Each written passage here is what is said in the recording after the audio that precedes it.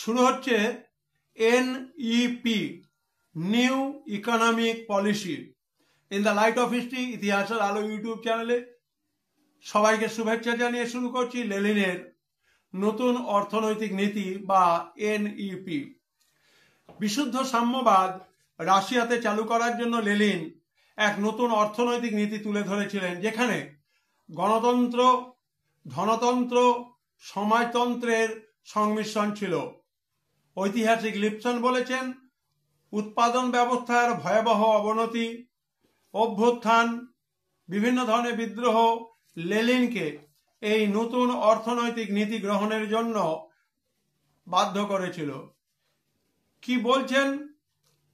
Europe in the 19th and 20th century গ্রন্থের 360 নম্বর পৃষ্ঠায়, an alarming decline in production together with peasant outbreak and a revolt of the sailors in the Soviet fleet forced Lenin in 1921 to adopt the new economic policy. Lenin এই new economic পলিসিকে চালু করতে গিয়ে গুরুত্ব দিয়েছিলেন চাষিরা যাতে বাড়তি ফসল কর মিটিয়ে দেওয়ার পর বাজারে বিক্রি করতে পারবে সেই দিকটার উপরে। জমির উপরে সরকারের কর্তৃত্ব থাকলেও মালিকানা থাকবে কৃষকদের উপরে। ছোট মাঝারি শিল্প প্রতিষ্ঠানগুলোর উপর থেকে সরকারি নিয়ন্ত্রণ তুলে নিয়ে ব্যক্তিগত মালিকানাকে মেনে নেওয়া হবে। আগে জাতীয়করণ, 380টি শিল্প প্রতিষ্ঠান বেসরকারি মালিকদের হাতে ফিরিয়ে দেওয়া শুরু হলো।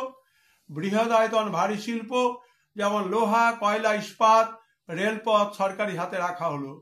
বৈদেশিক বাণিজ্য সরকার তার নিজের হাতে রেখেছিল। এইভাবে আমরা দেখতে পাই যে নতুন অর্থনৈতিক নীতির মাধ্যমে তিনি এমন একটা কাঠামো তৈরি করেছিলেন যার সম্পর্কে বলা হয় যে এটি হচ্ছে না সমাজতন্ত্র না ধনতন্ত্র, কিন্তু এই দুটো নীতিরই সামরিক সমন্বয়ের ফলাফল হলো নতুন অর্থনৈতিক নীতি। ইট ওয়াজ নাইদার সোশ্যালিজম নর capitalism but a temporary mixture of both. Modern history 788 পৃষ্ঠায় এই ধরনের বক্তব্য তুলে ধরা হয়েছে। আলোচনা শেষ হলো। NEP ভালো লাগলে সাবস্ক্রাইব করো, শেয়ার করো, কমেন্ট বক্সে কমেন্ট করো। সবাই ভালো থেকো।